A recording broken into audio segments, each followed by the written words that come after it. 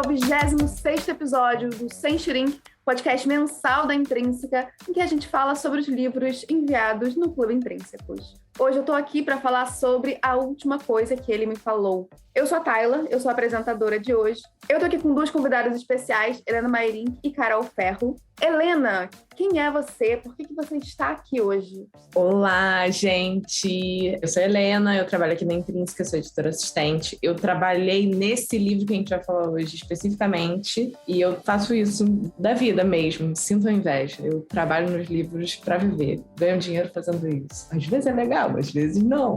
Mas é isso aí. Perfeito. E Carol, quem é você? Por que você está aqui? Oi, gente, tudo bem? Meu nome é Carol, eu sou estudante, comecei a faculdade essa semana, inclusive, e sou parceira da Intrínseca, faço parte do time da Intrínseca esse ano. Tenho uma página no Instagram, onde eu falo sobre livros e outros assuntos também, e é um prazer estar aqui com vocês hoje. Então, como eu falei no início, a gente está aqui para falar sobre A Última Coisa que Ele Me Falou, e Helena vai falar agora um pouquinho da sinopse pra gente. Então, gente, a situação é a seguinte. Nesse livro, a gente acompanha o rebuliço que acontece quando o Owen, que é marido da Hannah, desaparece do nada e deixa apenas um pequeno bilhete escrito: proteja ela. Hannah, que não é boba, sabe que proteger ela deve ser proteger a filha dele, Bailey, enteada da Hannah, e que não gosta muito da madrasta. E ele desaparece, e aí começam a acontecer umas coisas um pouco estranhas, tipo, a empresa em que ele trabalha começa a sair nas notícias que teve um grande escândalo financeiro envolvendo a empresa, e aí ele tá sumido, ela não consegue entrar em contato com ele, nem a filha consegue entrar em contato com ele, e passa um tempo e ela acha que ele vai voltar e ele não volta. E aí aparece gente do FBI atrás dele, aparece um outro cara, um policial federal atrás dele, ela não entende nada.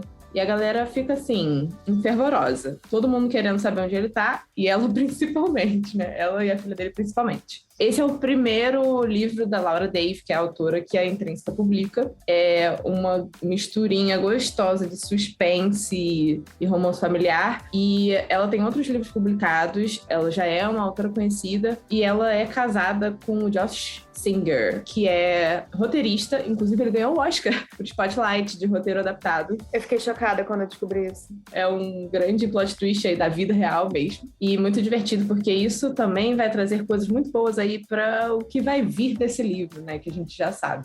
Tem tudo para dar certo. Antes da gente continuar aqui, eu preciso avisar os nossos queridos ouvintes que essa conversa vai ter spoiler. Então, se você ainda não leu o livro, a gente recomenda pausar, ler o livro e voltar para esse podcast. Se você já leu o livro ou se você não se incomoda com spoiler, só vem com a gente.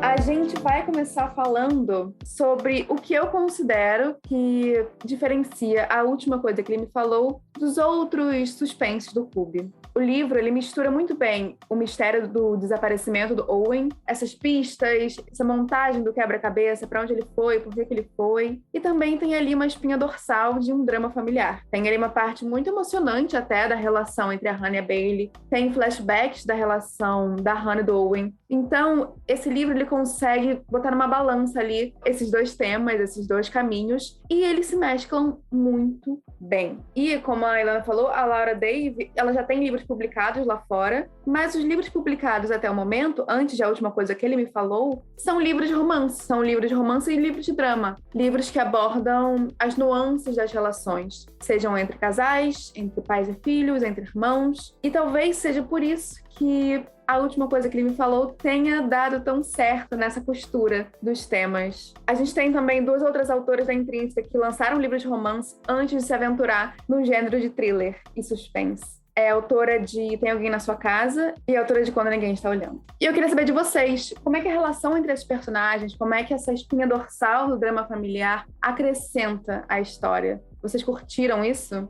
Eu curti bastante. Eu acho que essa relação acaba deixando a história mais interessante, porque tem mais conflitos, mais plots inesperados. E uma história que não tem esses conflitos acaba ficando muito monótona, o que não é o caso de A Última Coisa que Ele Me Falou. Então eu gostei bastante, eu acho que acrescentou muito no livro, na história no geral. E se não fosse assim, eu acho que não seria um livro tão bom. Cara, eu confesso que isso é muito raro, eu vejo pouquíssimo também um romance que misture tanto as duas coisas, assim. A gente tá muito acostumado a essa separação muito lógica, assim, muito racional dessas duas coisas, porque família, uma coisa mais leve, não necessariamente combina com suspense. E a Laura Davy chegou aí pra mostrar, combina assim, olha aqui o que eu tô fazendo com isso, sabe? Eu confesso, inclusive, que as partes que eu mais gostei nem eram as partes do suspense tradicional. Eram as coisas mais fofas, sabe? A relação entre as pessoas. Eu amo um romance, né? Um romance romântico. Então, as partes que eu mais gostava eram as partes em que ela estava falando com o Owen. Eram os flashbacks. Eu achava que davam aquele up, assim, na história, aquela moral pra história, que acrescenta muito. E a relação dela com a filha, com a Bailey, né? Com a filha do Owen. Porque a gente não vê tanto isso de uma forma tão cuidadosa como é com elas duas, porque a Hannah fica meio que pisando em ovos, assim, né? Porque a enteada não gosta dela. Então eu acho que isso é o mais legal mesmo. Como uma pessoa que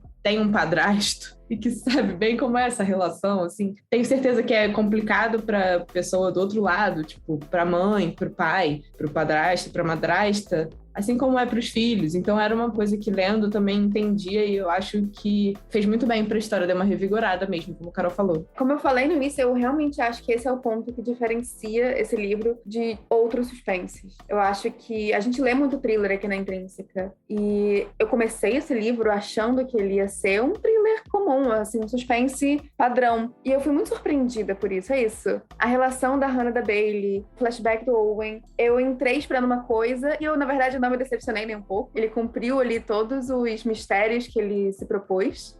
Parece que eu recebi um presentinho no final. Assim, toma aqui agora essa cena emocionante. Toma aqui essa relação, essa reflexão sobre a relação entre madrasta e enteada. Então eu fiquei positivamente surpresa de receber isso na história. E eu acho que, se fosse um thriller padrão, acho que o thriller padrão é muito baseado em reação dos sobreviventes, ou das vítimas, ou da galera que é deixada pra trás, como é o caso das duas. E como essa história tem essa seção emocional, é muito mais sobre a busca pela verdade do que sobre necessariamente descobrir um culpado. Então, elas já acreditam que o Owen não é culpado. Elas se apegam muito a isso, é isso que faz elas continuarem nessa busca. O que motiva elas mesmas é descobrir a verdade. E não é pra prender ninguém, não é pra descobrir um assassino, é porque elas precisam saber pra continuar a vida delas. Acho que isso é muito bonito, e isso tem a ver também com a relação das duas, a construção da relação das duas. Eu acho que isso, inclusive, é uma das coisas que mais aproxima o livro de uma realidade palpável nossa, né? Porque quando é que a gente vai entrar numa perseguição criminosa, sabe? Uma coisa assim, me parece plausível, sei lá, meus pais são separados, mas me parece plausível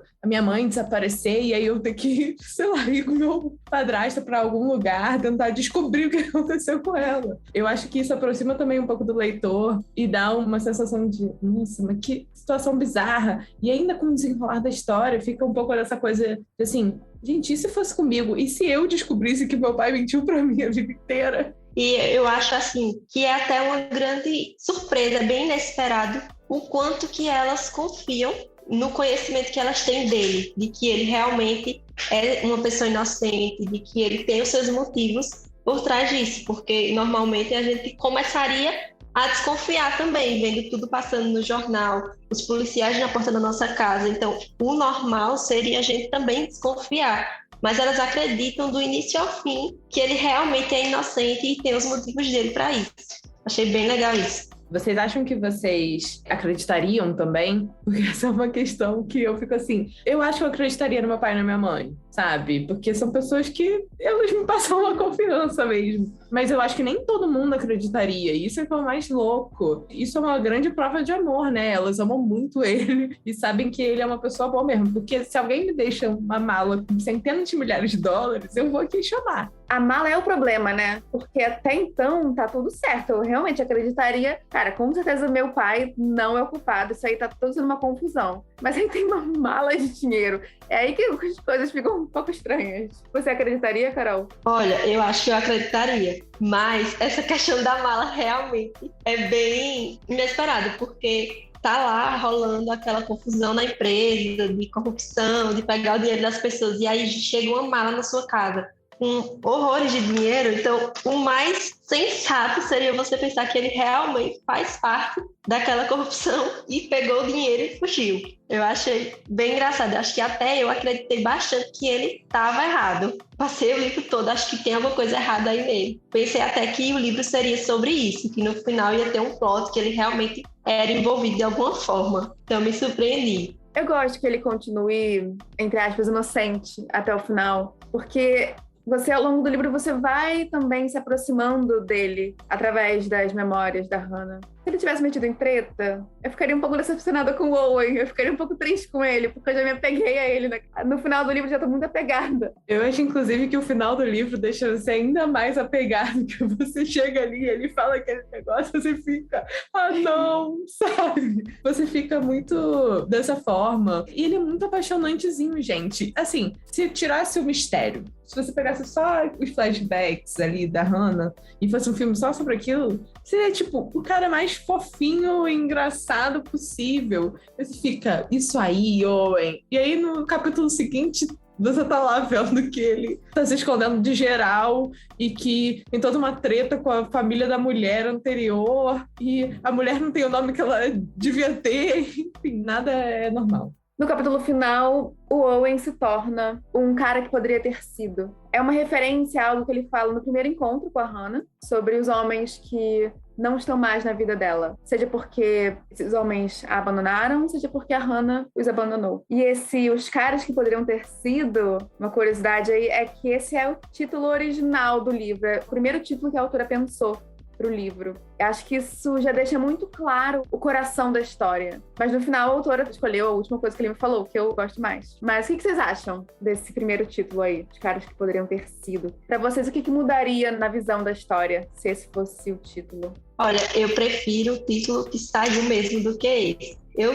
já tive uma confusão com esse título. Eu imaginava que ele tinha morrido. Eu acho que eu li a sinopse errada. Não sei, eu sei que na minha cabeça ele tinha morrido. Aí a última coisa que ele me falou casava mais. E aí eu fiquei o livro inteiro esperando ele morrer, esperando em qual parte, em qual momento ele ia morrer. E quando chegou no final, que teve aquele final mais aberto, né? Eu digo, não acredito que ele não morreu. Eu acho que o primeiro título causa essa confusão, acho que fica melhor do que esse outro que ia ser o original. Eu acho que esse título também... Cara, agora que a Carol falou isso, eu tô aqui pensando, passar realmente o livro inteiro pensando nisso. Porque realmente, a última coisa que ele me falou, e pum, morreu, né? Antes de morrer. Não, plot twist.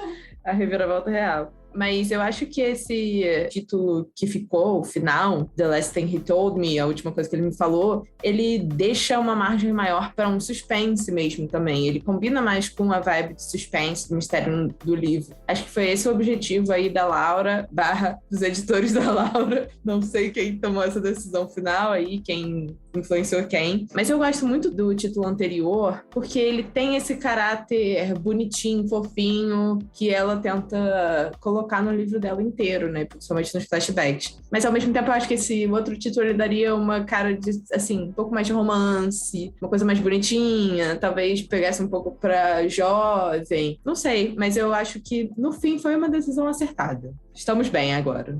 Com certeza uma decisão acertada. Eu gosto quando você termina o livro e você fala, meu Deus, é por isso que o título é esse. Eu adoro essa sensação. Então, acho que esse é o meu único ponto a favor dos caras que poderiam ter sido. Eu acho que também tem uma questão, eu penso muito nesse negócio, essa coisa do título, de se encaixar. E é a mesma coisa quando a gente ouve uma música, né? Que tem o nome da música dentro da letra mesmo. Causa muito essa sensação. Ao mesmo tempo, os caras que poderiam ter sido, ele é um pouco diferentão, né? É um título meio diferentão mesmo. Seria interessante ver o que as pessoas iam pensar quando lessem isso. Já que a Carol pensou que o cara tinha morrido, o que né, teriam pensado com esse título? Realmente. Eu amo também encontrar o título do livro no meio do livro, assim, do nada aparece lá o título do livro. Eu fico, meu Deus! Tudo faz sentido, tudo se encaixa. Por esse lado, isso teria sido interessante, mas a última coisa que ele me falou casou perfeito. E, gente, a última coisa que ele me falou é, no fim das contas, um livro sobre como a Hannah acredita muito no Owen, né? Como a gente falou aqui, ela se manteve muito firme porque ela acredita que o Owen ama ela e que não faria isso. Ela confiou que aquela mala de dinheiro tinha uma explicação. Eu acho que seria muito fácil colocar a Hannah como vítima dessa história, porque ela acreditou numa mentira e depois foi deixada pra trás quando o Owen teve que fugir. Mas a Hannah não é a vítima dessa história. A Hannah, ela, na verdade, toma as rédeas da situação, ela vai atrás da resposta, vai atrás da verdade com a Bailey e ela acaba se salvando de uma certa forma, porque se ela não fosse atrás da verdade, ela podia passar a vida inteira em dúvida, ela podia passar a vida inteira se perguntando se a relação dela era real, ela podia ficar sofrendo, podia ficar enlouquecendo ali com todas as possibilidades. E ela não se deixa fazer isso. Ela, como eu falei, toma as rédeas da situação. Eu acho que isso também tem a ver com a profissão dela. Ela é marceneira ou carpinteira e é uma profissão que exige muita paciência, resiliência, força, criatividade e todas essas características ela precisa usar para desvendar o mistério. E não só para desvendar o mistério, mas também para formar a nova família dela ali. Ela precisa de força, criatividade, perseverança, tudo isso. Vocês acham que a Hannah se diferencia de outras protagonistas de thriller ou não? Ou a gente já tem um cenário de thriller muito mais focado nessa mulher independente? Eu acho que ela se diferencia bastante, porque ela caiu ali naquela história de paraquedas, né? Tanto quanto a Bailey, mas ela é uma pessoa muito altruísta e leal. Uma personagem de thriller comum, como a gente já está acostumado a ver, geralmente se vitimiza e espera que alguém resolva tudo. E ela fez totalmente ao contrário. Se ela não tivesse tido a iniciativa de ir atrás, saber a verdade, ela poderia realmente nunca descobrir o que realmente aconteceu. E tanto ela como a Bailey ficariam extremamente machucadas, né, o resto da história, pensando que ele realmente abandonou, que ele realmente é criminoso. Então eu acho sim que ela se diferenciou bastante das outras personagens. Ela também tem uma coisa muito interessante pra mim, que eu acho que é muito diferente também, acrescentando isso que a Carol falou, que ela é muito calma. Essa sensação que me passa no livro todo é que ela tem uma calma gigantesca a maior parte do livro, né? Porque quando a Bailey desaparece, ela fica um pouco tensa. Óbvio, seu marido já desapareceu, aí a filha dele desaparece também. Ela passa o livro todo muito focado, tentando entender o que tá acontecendo. Eu acho que assim, no início, quando ele some, dá pra ver que ela tá nervosa, né? Porque aconteceu uma coisa ruim com ela. Mas depois a coisa fica um pouco mais... Ela assume uma posição que é aquela mama bear total, aquela mãezona que tô aqui pra proteger minha criança, sabe? Toma as rédeas da situação e faz tudo que tá no alcance dela. Isso também é muito diferente, porque raramente a gente vê uma situação em que a pessoa que está indo atrás da aventura tem uma criança, uma adolescente, quem quer que seja, leva a filha junto, a filha faz parte do desenrolar, e não é, tipo, sequestrada, nem nada disso, sabe? Como a Bailey é adolescente, um pouco mais velha também, é mais fácil acontecer. Mas isso é muito diferente, eu acho que coloca a figura materna em destaque também. A gente, às vezes, não enxerga uma mãe, principalmente quando é a situação, tipo, uma madrasta que é madrasta de crianças mais velhas, de adolescentes, assim. Às vezes as pessoas não enxergam como se elas fossem mães. Eu acho, tem um pouco desse lado negativo da madrasta. Mas ela mostra que ela é uma mãezona. E até no final, quando a Bailey fala mãe, chama ela de mãe, dá pra ver que tem uma diferença ali. Fez um 360 total, que acho que tem tudo a ver com o desenvolvimento da Hannah como personagem também, da relação delas duas, que é muito bonita. Eu não tinha pensado sobre isso, que a gente vê mãe e filha desvendando esse mistério sem que a filha venha ser sequestrada, assim, que sabe, nada de ruim aconteceu com a filha, não foi com ela que a desgraça aconteceu, foi com o cara. De cabeça, não lembro de nenhum outro filme ou livro com essa configuração. Pensando aqui nessa coisa da mãe também, a gente já sabe que vai ter uma adaptação do livro, que vai virar um filme e tal, e que vai ser com a Jennifer Garner. A Jennifer Garner, que inclusive, ela já tá acostumada a fazer papel de mãezona, assim. Eu acho que essa nova vibe de Jennifer Garner, lembrando também que a Jennifer Garner é mãe na vida real, ela não está só fazendo esse papel, ela é de fato uma mãe. Tem até um filme mais recente dela, que se chama A Justiceira, que ela é, inclusive, uma mãe em busca de vingança, sabe? Estava pronta já para esse papel que acabou caindo nas mãos dela por coincidência. É uma super vibe mãe poderosa, assim. É quase uma senhora incrível, sabe? Dos incríveis, gente. A gente tá falando bastante dessa relação entre a Hannah e a Bailey, e acho que essa é uma das partes mais bonitas do livro, né? O desenvolvimento dessa relação, porque no início a gente vê a Hannah tentando demais conseguir a aprovação da Bailey, muito confusa sobre o espaço, sobre o lugar que ela ocupa ali naquela casa, sobre como criar uma relação com aquela menina, como ser importante na vida daquela menina. E com o desaparecimento do Owen, elas são obrigadas a se unir. Não é porque elas necessariamente querem, é porque a outra é a única pessoa que elas podem confiar no momento. E até então elas achavam que não tinham nada em comum, mas elas descobrem naquele momento de crise a coisa mais importante que elas tinham em comum, que é o amor pelo Owen. E é muito maneiro porque nas obras em que a gente vê a relação madrasta e enteada, normalmente é num lugar de competição pela atenção do cara. E nesse caso, não. Nesse caso, elas se unem exatamente porque elas amam e são amadas por esse cara. Elas confiam uma na outra por isso. São obrigadas a confiar uma na outra, mas confiam uma na outra. Essa visão meio tóxica da madrasta, a gente tem aí desde contos de fadas.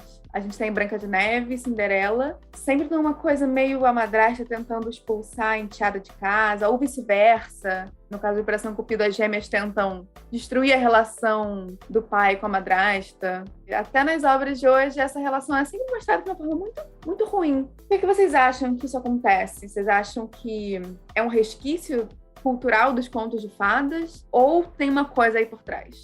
Eu acho que mais do que a questão dos contos de fadas, a gente realmente tem uma visão mais estereotipada de que essa relação entre madrasta e enteada é uma relação ruim, o que nem sempre é verdade. Mas, além disso, eu acho que essa relação delas ser mais difícil no início deixou a história mais interessante, porque o livro todo, além do suspense, trabalhou muito essa questão, passo por passo, de como a relação delas foi se transformando, até chegar no final, da Bailey realmente reconhecer ela como uma mãe. Foi bastante emocionante, porque a Bailey passa a história toda, ela nunca teve essa mãe presente, então tudo que ela tinha era o pai, e aí de repente ela se vê sem o pai, só com uma pessoa que até então para ela era uma estranha, para que ela não dava tanta abertura para a Hannah entrar na vida dela, e aí ela se vê sozinha, só elas duas, sem poder confiar em ninguém. Então eu acho que deixou a história bem interessante, deixa de ser só um suspense tradicional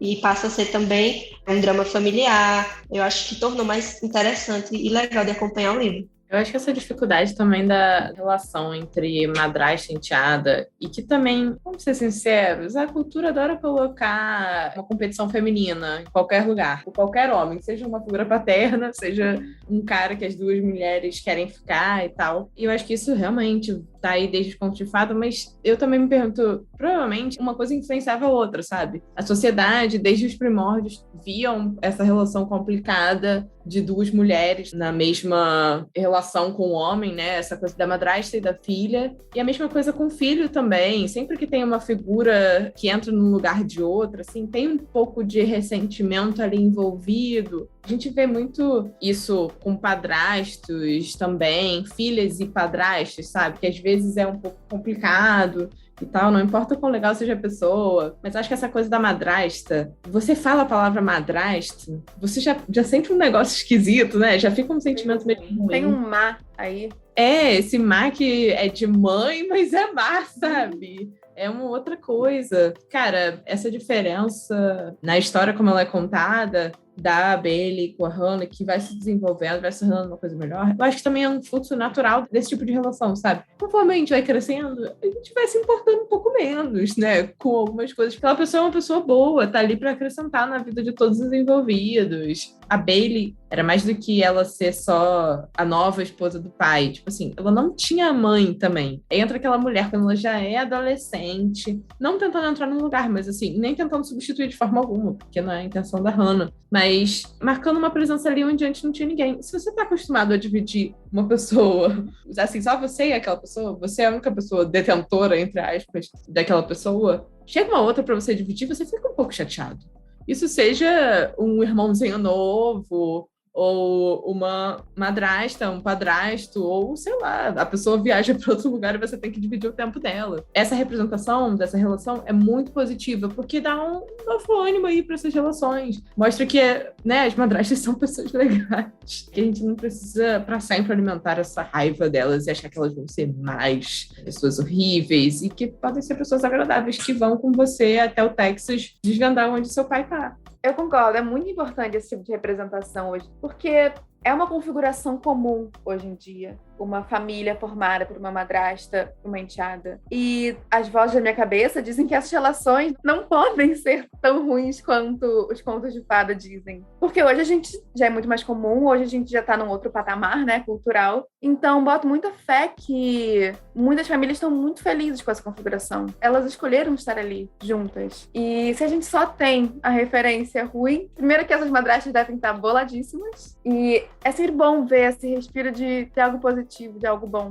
O livro acaba de uma maneira um pouco agridoce, talvez. Mas na relação entre a Hannah e a Bailey, acaba de uma maneira muito, muito, muito bonita. E é isso que a Carol tinha falado, esse atrito inicial entre elas, tá ali pra gente ver essa construção. Então, todas as peças, todos os pontos foram ligando ao longo do livro pra gente chegar no final e a Bailey chamar a Hannah de mãe. E é aquele momento que você seca a lágrimazinha escorrendo no rosto. Então eu fiquei muito feliz com esse final, esse 180 que elas dão. E depois de tudo isso, a Hannah finalmente entende a resposta que ela estava procurando no início, né? Que é como é que eu posso me tornar uma pessoa importante na vida dessa menina. E ela descobre que ela só precisava e deveria estar ali para Bailey nos melhores e nos piores momentos. E é o que ela faz. É o que ela faz quando Owen desaparece. E a Hannah e a Bailey se tornam uma família. Não uma família de sangue, mas uma família escolhida. E esse termo, essa família escolhida, ou a família que a gente escolhe, ele é muito utilizado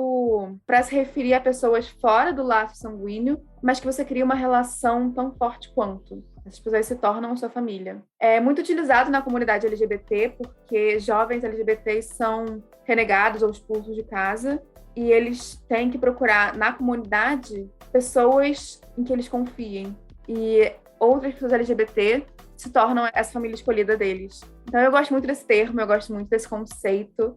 E eu queria perguntar para vocês, o que vocês acham? Se a família é só por sangue ou se não? A gente pode ter aí muitas famílias escolhidas pelo mundo. Não, eu acho que família é muito mais que laço sanguíneo. Tem mais a ver com conexão e o quanto a pessoa está disposta, né, a estar na nossa vida. Porque eu tenho muitas famílias de sangue que não são presentes na minha vida e tenho amigos que fazem muito mais por mim do que essa família de sangue. Então, com certeza, essa relação delas é muito bonita. Desde, assim, acho que o início, a relação de conflitos até o fim. Eu fiquei até emocionada quando ela chamou ela de mãe, porque ela realmente abriu mão de tudo para uma outra personagem. Seria mais fácil se mudar de nome, para ter ele com ela, mas ela pensa primeiramente na Bailey, no futuro dela. Ela entende que a Bailey não ficaria feliz, né, em ter que trocar de nome, novamente sumir, iniciar uma outra vida. Então ela guarda o querer dela para atender o querer da Bailey primeiramente. O que muita gente de família de sangue poderia não fazer, ela faz. Achei lindo isso. Fiquei emocionada no final. A coisa da família que a gente escolhe é principalmente um ponto de apoio mesmo. E eu acho que elas encontraram durante o enredo um ponto de apoio uma na outra, né? Acho que a partir daí elas meio que se viram como uma família. A partir do momento em que a Hannah abdica de tudo pra Bailey não ter que mudar toda a vida dela de novo, eu acho que aí é que ela liga totalmente a chavinha de mãe, sabe? A Laura Dave também, ela falou numa das entrevistas dela, ela falou que ela teve a ideia de como a história devia terminar depois que ela foi mãe. Ela sabia que não podia ser de uma outra forma. Que a mãe, na figura da Hannah, sempre faz, idealmente, né, gente? Ela sempre faz o sacrifício pela criança, pelo filho, que é o caso com a Bailey. Eu acho que elas se escolhem também, e que poderia ser qualquer pessoa. Poderia não ser uma madrasta, poderia ser uma amiga do pai, sabe? E que ela faria uma escolha, e aí não seria uma relação de mãe, mas seria uma relação familiar também. Ela faz essa escolha por ela. E tudo que a gente quer, no fim das contas, é uma conexão, é ter alguém que nos ajude, que nos apoie. Acho que essa é uma lição super boa do livro também. É muito bonito. Acho que, realmente, a família é sobre se escolher o tempo todo, né? É sobre se escolher independente de todos os problemas, todas as situações. Escolher estar ali. E a gente falou bastante do fim do último capítulo, em que, aparentemente, o Owen está observando as duas mulheres que ele mais ama, de longe, sem nunca poder se comunicar direito. A gente termina esse capítulo se perguntando como é que o Owen vivia, como é que ele sempre observava elas. E a autora revelou que já pensou em escrever uma sequência. pro livro. E, gente, ouvintes, nada confirmado, não surtem comigo, tá? E eu queria saber de vocês, como vocês acham que essa sequência seria? O que vocês gostariam de ver nessa sequência? Eu ficaria enlouquecida se tivesse uma sequência, porque a forma como a história termina realmente dá abertura para uma continuação. Eu queria muito saber tanto do passado deles dois, da relação do Owen com a ex-mulher, com a família, até chegar no ponto que chegou, né? Dele mudar de nome, enfim, fazer tudo que fez. Tanto quanto onde ele estava, de como que não encontraram ele, porque era polícia procurando, era a família da ex-mulher procurando, todo mundo procurando onde é que esse homem estava que ninguém encontra. E eu também queria muito, no final, uma forma deles fazerem as fases, ele com a família da ex-mulher, para que ele pudesse, né, retornar à vida delas duas. Eu queria muito uma continuação. Eu acho que seria divertido, assim, se a Hannah... Cara, a Bailey já tá adulta, sabe? Já se passou um tempo. A Hannah encontra um jeito aí de viver na clandestinidade, na sequência. Viver com ele na clandestinidade. Primeiro, viver na clandestinidade. Aí encontrar ele na clandestinidade. E depois, sei lá, virar uma grande família de justiceiros, sabe? Acho que esse seria um caminho interessante aí pra história. Mas eu acho que pra ser tão legal quanto a outra, acho que podia ter uns flashbacks, assim, ou o desenrolar, ter uns momentinhos, assim, construindo mais ainda essa relação da Hannah com a Bailey. De como elas se apoiaram depois disso. Talvez até uma coisa entre o epílogo e o final do livro, tipo, entre esse último capítulo, né, que é o 5, 10, N anos depois, entre esse finalzão e o final real, né, que é quando elas só voltam pra casa. Porque a gente quer ver também como elas duas ficaram mais próximas. Owen, que tem a ver, sabe? A gente quer ver uma relação bonita se desenrolando. Eu acho que isso seria mais divertido. Laura Dave, faz aí pra gente. Eu adoraria ver cenas do tipo a primeira vez que a Bailey chamou a Hannah de mãe. Ou a primeira vez em que elas, sei lá, estavam na casa sozinhas juntas, elas tiveram que se mudar. Eu adoraria ver esses flashbacks, acho que seria incrível. Mas eu também fico curiosa pra saber da vida do Owen. Então, talvez um flashback ali de como o Owen observava as duas de longe. O que ele observava?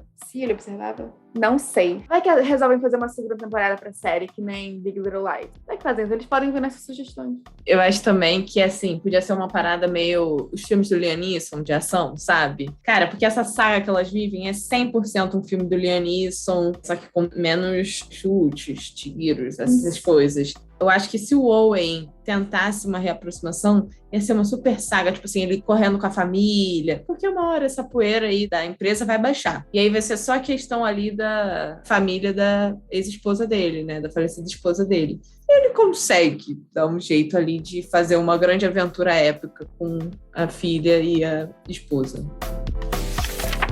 Bom, gente, a gente está se encaminhando para o final e, para a última pergunta, eu quero pedir indicações de vocês. Que livros, séries ou filmes vocês indicariam para quem curtiu a última coisa que ele me falou? Olha, eu indicaria como livro A Camareira, que foi do Intrínseco de Fevereiro, porque também tem esse suspense mesclado com outros gêneros, que o foco não é só o suspense, que tem uma protagonista diferente do habitual. E como série, eu indicaria Quem Matou Sarah, porque também tem esses flashbacks, a construção com histórias de coisas que aconteceram, para a gente tentar entender o que está acontecendo no presente. Então, eu acho que casa super bem com a última coisa que ele me falou. Arrasou, Carol. Camareira também é ótima escolha. Eu fiz a dica da equipe desse livro e eu queria muito bater nessa tecla do filme Lado a Lado, com a Susan Sarandon e a Julia Roberts. Julia Roberts, que por pouco não foi a Hannah na adaptação desse livro. Ela ia ser, e aí, aparentemente, conflitos na agenda fizeram ser a Jennifer Garner. Não que eu esteja reclamando, pois Jennifer Garner é perfeita. E nesse filme, Lado a Lado, tem essa relação super bonita entre madrasta, filhos e a mãe também, das crianças.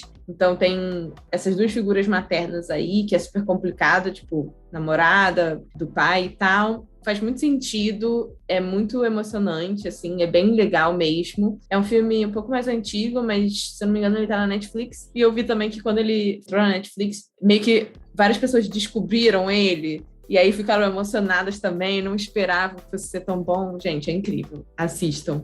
Eu também indico super o Pequenos Incêndios por Toda Parte, que eu também indiquei na dica. Porque essas são as coisas que realmente batem com esse livro pra mim direto. Cara, Pequenos Incêndios, pra quem adora uma confusão, é o prato feito, assim, só loucura acontecendo. Eu sou muito fã da série porque eu amo a Reese Witherspoon e eu amo a Kerry Washington. E elas duas estão incríveis na adaptação da série. Então, leia o livro e aí depois veja a série. Fala pra gente o que vocês gostaram mais, que a gente sabe que vai ser o livro, porque é excelente. E tem essa relação super boa entre famílias, e de mãe e filha, e de outra mãe com a filha, né? Tudo muito doido e muito bom. Eu vou indicar Pequenas Grandes Mentiras, que também é um thrillerzão, você não consegue deixar o livro de lado para você descobrir a resolução do mistério, mas que me conquistou pelas relações ali entre as mães. Tanto no livro Pequenas Grandes Mentiras, quanto na série Big Little Lies, as mães brilham demais. As mães entre elas, as mães com os filhos,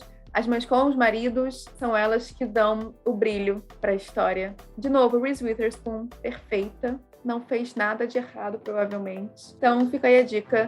Pode ler e depois assistir a série. Eu gosto mais nessa ordem.